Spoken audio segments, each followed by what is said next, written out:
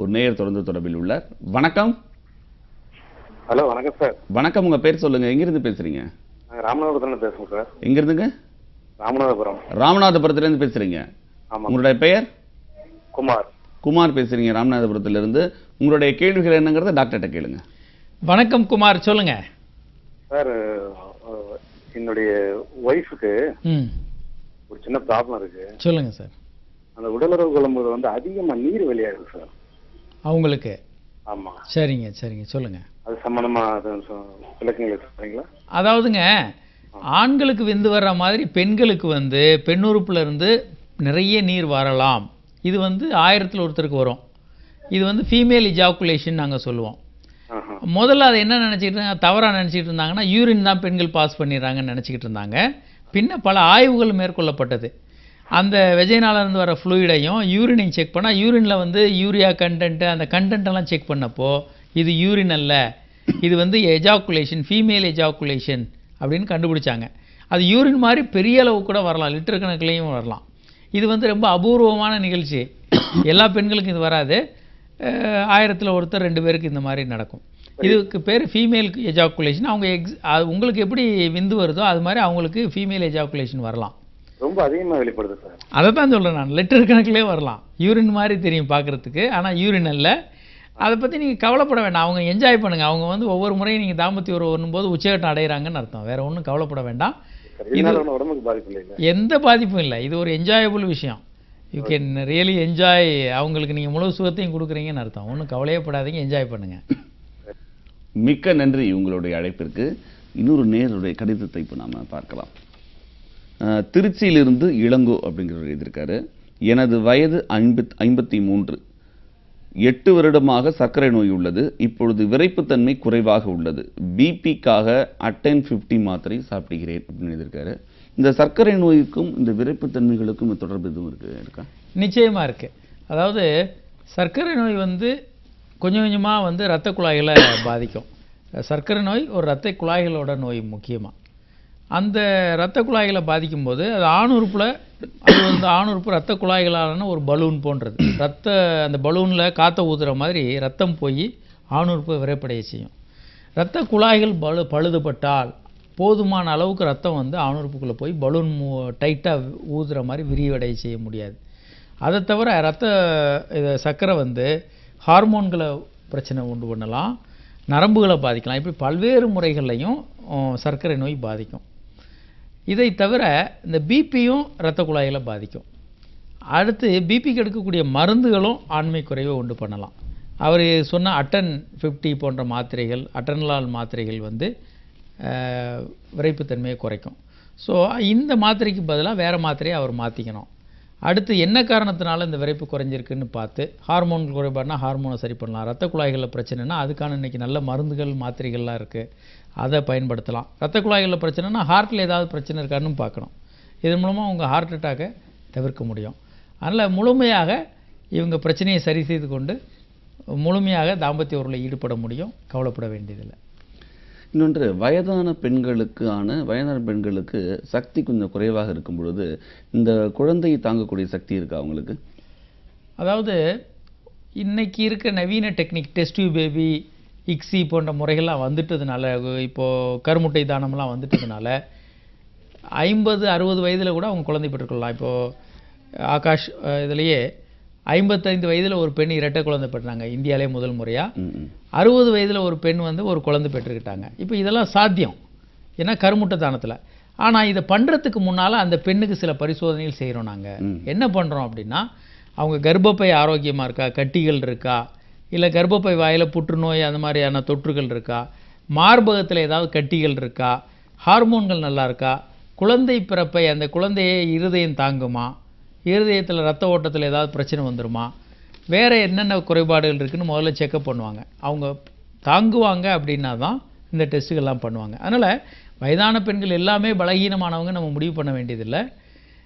பலமுள்ள ஓரளவுக்கு தாங்கக்கூடிய பெண்கள் வந்து கருத்தரிக்க கண்டிப்பாக முடியும், குழந்தை பேர் பெற்றுக்கொள்ள முடியும். கண்டிப்பாக. இன்னொரு நேர் ஒரு கடிதத்தில் எழுதியிருக்கிறார். புதுச்சேரியிலிருந்து எழுதியிருக்கிறார். என் பெயர் தாமோதரன், எனக்கு வயது 52. எனக்கு 3 பிள்ளைகள் உள்ளனர். நான் மாதம் 2 அல்லது 3 முறை உடல் உறவு கொள்வேன். தற்போது என்னுடைய ஆண்குறி சில நேரங்களில் சுருங்கி பிறகு நீள்வது போல் ஒரு உணர்வு வருகிறது. இதனால் 2-3 மாதமாக என்னால் உடலுறவு கொள்ள முடியவில்லை. செக்ஸ் உணர்வும் இல்லை.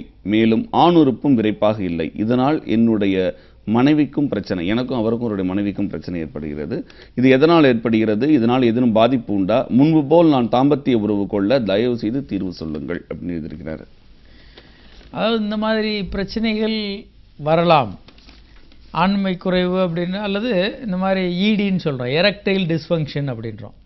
விரைப்புத்தன்மையில் இந்த மாதிரி குறைபாடுகள் வயதானவர்களுக்கு கொஞ்சம் அதிகம் வரும். இப்போது எல்லா வயதுலையுமே எரக்டைல் டிஸ்ஃபங்க்ஷன் வரும். 20 வயதில் இருக்கவங்களுக்கு கூட ஒரு 5%, 10% பேருக்கு இந்த பிரச்சனை வரலாம். அது மன ரீதியானதாக இருக்கும் அதிகபட்சம். சுய இன்பம் பண்ணுறோம், இதனாலன்னு பயந்து போகிறதுனால வரலாம். அதே வந்து 30 வயது, 40 வயது, 50 வயதுன்னு வரும்போது இந்த ஈடின்னு சொல்லக்கூடிய ஆண்மை குறைவுன்னு சொல்லக்கூடிய இந்த பிரச்சனை வந்து அதிகமாகிக்கிட்டே இருக்கும். 20%, 30%, 40% அதிகமாகும். அதுக்கு சர்க்கரை நோய், பிபி, மற்ற மருந்து மாத்திரைகள், இரத்த குழாய்களில் ஏற்படக்கூடிய பிரச்சனைகள், மன அழுத்தம், இப்படி பல காரணங்கள் இருக்கும். ஸோ இவருக்கு வந்து ஈடி தான் இருக்குது. இந்த பிரச்சனையை எப்படி சரி செய்வது என்பதற்கு இவங்க செக்ஸாலஜிஸ்ட் பார்க்கணும். அவங்க தரவாக செக் பண்ணுவாங்க. பினைல் டாப்ளர், ஹார்மோன் டெஸ்ட் இதெல்லாம் எடுத்து எந்த இடத்துல குறைபாடுன்னு கண்டுபிடித்து அந்த குறைபாடுகளை முழுமையாக சரி செய்ய முடியும். இவர் வந்து முழுமையாக இதிலேருந்து மீண்டு தாம்பத்திய உறவு இன்பமாக கொள்ள முடியும். ஒன்றும் இன்றைக்கி பிரச்சனையே இல்லை. இன்றைக்கி இருக்கிற நவீன டெக்னாலஜியில் இதெல்லாம் ஒரு பெரிய பிரச்சனை இல்லை, முழுமையாக சரி செய்ய முடியும். இந்த பெண்களுக்கு பீரியட்ஸ் நிற்கிறது இல்லையா, அது மாதிரி மாதவிடாய் நிற்கிற மாதிரி ஆண்களுக்கும் ஒரு நேரத்தில் விந்து நின்று கொடுக்கிற வாய்ப்பு இருக்கா? அது எந்த வயதில் பொதுவாக ஆகும்? இருக்குது ஆண்களை பொறுத்த வரைக்கும் பெண்களுக்கு மாதிரி ஒரு நாளில் விந்து வர்றது நிற்காது. வாழ்நாள் முழுவதும் கூட அவங்களுக்கு விந்து வந்துக்கிட்டு இருக்கும். ஆனால் வயதாக ஆக அதில் உள்ளே இருக்கக்கூடிய அணுக்களுடைய எண்ணிக்கை குறைவாக இருக்கும். விந்து அளவு கொஞ்சம் குறையலாம், அடர்த்தி கொஞ்சம் குறையலாம். வேறு பெரிய மாற்றங்கள் ஆண்களுக்கு ஏற்படுறது இல்லை வாழ்நாள் முழுவதும். ஆனால் அந்த ஃப்ரீக்குவென்சியும் குறையும். இப்போது அதில் குழந்தை பெறுவதற்கான அந்த தன்மை அதில் இருக்கக்கூடிய எந்த வயது வரைக்கும் இருக்கும் ஆண்களுக்கும்? இப்போ நம்ம தான் பார்க்குறோம், உலகத் தலைவர்கள் பல பேர் வந்து 70 வயது 75 வயதிலே கருத்தரிச்சிருக்காங்க. அதனால் இன்றைக்கு பல பேர் வயதானவர்கள் அவங்க மனைவியை கருத்தரிக்க வைக்க முடியும், அல்லது பார்ட்னரை கருத்தரிக்க வைக்கிறாங்க. அதனால் ஆண்களுக்கு இறுதி எல்லை என்று எதுவுமே கண்டுபிடிக்கப்படலை. வயதானவர்களும் கருத்தரிக்க வைக்கிறாங்க. அதனால் ஒரு இறுதி எல்லை அவங்களுக்கு இல்லை. ஆனால் வயதாக அந்த வாய்ப்பு குறைகிறது என்பதை கண்டுபிடிச்சிருக்காங்க. செக்ஸ் ஆர்வம் குறையும், விரைப்புத்தன்மை குறையும், விந்தணுக்கள் குறையும், செக்ஸ் ஆர்வமும் குறையும். அதனால் இந்த ஆர்வம் எல்லாமே குறையும். ஆனால் இதுக்கு ஒரு எல்லை முடிவு என்பது இல்லை. இந்த வயதானவர்கள் வந்து தனியாக இருந்தால் அவர்களுக்கு இந்த ஆர்வம் அதிகரிக்கக்கூடிய வாய்ப்புகள் இருக்கா? அதாவது பேரன் பேத்தி பிள்ளைகளோடு இருக்கும் பொழுது ஒரு மனதில் வந்து ஒரு கூச்சம் இருக்கலாம். ஆனால் அவர்களே இப்போல்லாம் பல இடங்களில் வந்து மகன் மகள்கள் பேரன்கள்லாம் வந்து இதில் இருக்காங்க, யூஎஸ் அனுப்பிடுவாங்க, வெளியில் எங்கேயா இருக்காங்க. அப்போ இவங்க தனியாக இருக்காங்க. அப்படிங்கும்போது இவர்களுக்கு ஆர்வம் கொஞ்சம் அதிகமாக இருக்கக்கூடிய வாய்ப்புகள் இருக்கா? அதாவது தம்பதிகளாக அவங்க தனியாக இருக்கிறாங்க, நெருக்கமாக இருக்கிறாங்கன்னா கண்டிப்பாக ஆர்வமும் உணர்வும் அதிகமாகும். இதுவே தனியான ஆணாக இருக்கிறாருக்கு, மனைவி இழந்துட்டாருன்னா சில நேரம் செக்ஸ் உணர்வே போயிடும். ஏன் அப்படின்னா ஆணுறுப்பை வந்து use it or loose it. அவங்க சுயன்மும் பண்ணல, தாம்பத்திய உறவும் பண்ணல. நான் சில நேரம் 5 வருடம் கழிச்சு இன்னொரு கல்யாணம் பண்ண போனால் அப்போது விரைப்புத்தன்மையே வராது.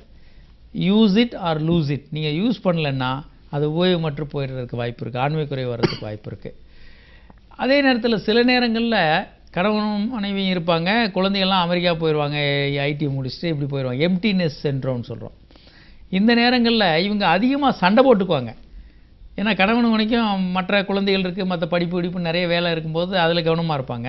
இப்போ எல்லா வேலையும் போனோடனே கணவன் மனைவி அடைக்கால அது மாதிரி பிரச்சனைகள் வரும்போது யார் பெரிய ஆளுன்னு சண்டை போட்டுக்கிட்டு, இன்னும் மோசமாக சண்டை போட்டு சில நேரம் விவாகரத்துக்கே போய் நிற்கிறாங்க.